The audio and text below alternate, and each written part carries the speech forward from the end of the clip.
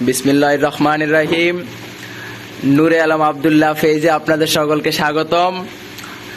আমি আজকে আপনাদেরকে যে বিষয়টা দেখাবো সেটা হচ্ছে পলিটেকনিক শিক্ষার্থীদের পড়াশোনা। পুরো ভিডিও জুড়ে আপনাদের সাথে আছি আমি তাইফুর রহমান তাইফ। তো পলিটেকনিক শিক্ষার্থীদের সর্বসমাপনী পরীক্ষা আগামী 8ই নভেম্বর অনুষ্ঠিত হবে ইনশাআল্লাহ। এটাকে উদ্দেশ্য নিয়ে পলিটেকনিক শিক্ষার্থীরা খুবই ব্যস্ত সময় পার করছেন এবং তারা যথেষ্ট পড়াশোনা করছেন। আজ তারা পড়াশোনা শুরু করেছেন দুপুর 2টায়, অলরেডি রাত 11টা বাজে, এখন পর্যন্ত উঠেন নাই কেউই পড়াশোনা থেকে। তো আমরা একজন একজন করে এখন তাদের পড়াশোনা সম্পর্কে কিছুটা দেখার চেষ্টা করব বা জানার চেষ্টা করব।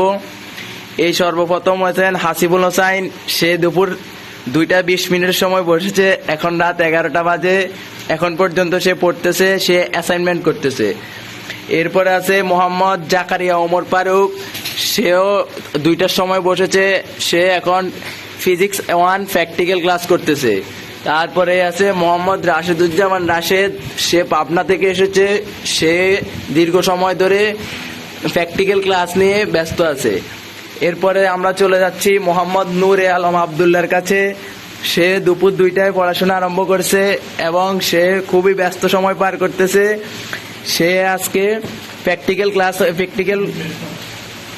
করা শুরু করেছে এবং যথেষ্ট ভালোভাবে অনেকগুলো প্র্যাকটিক্যাল কাজ সমাধান করেছে।